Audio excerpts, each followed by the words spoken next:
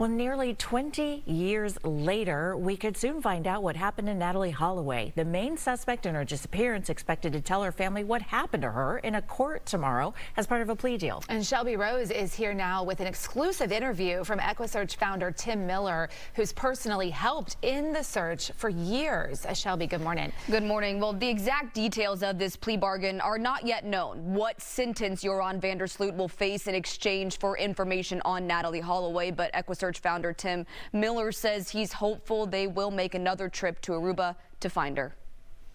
Been a long road, and again, I remember the very first time I went to Aruba for the search for Natalee Holloway.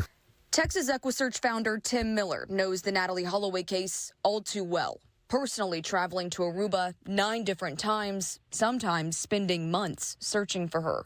We was over there a long time on that one, and I think we covered almost every square inch in Aruba with all the foot searching and ground penetration, and you know, we took every resource over there that we had at the time, and we would certainly do it again. But there's new hope. Her family will finally know where she is after all these years.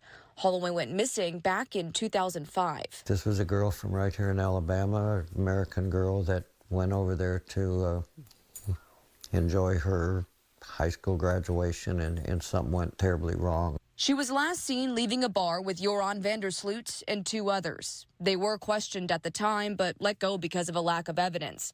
A judge declared Holloway dead in 2012, but we have never known how she died or where her body is. I think this is the 2 things that Natalee's family has been wanting to know since 2005.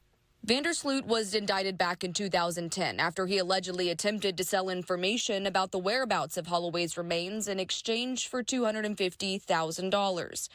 And now a plea deal has been reached. Her mother, Beth, specifically requested Miller to make the trip to Alabama to be there for the hearing. She sounded positive, and I think she, of course, knows more than she's saying right now, and says it looked like Wednesday it's finally going to be over. Beth Holloway is keeping a tight lip on the exact specifics of the plea deal, but Miller says van der Sloot is expected to tell us where she is. Let's just hope he's honest about what he's saying, and hopefully the family and the world get some answers.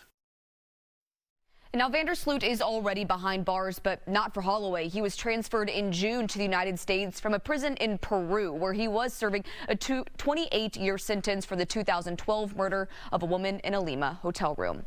Reporting in studio, Shelby Rose, Fox 26 News.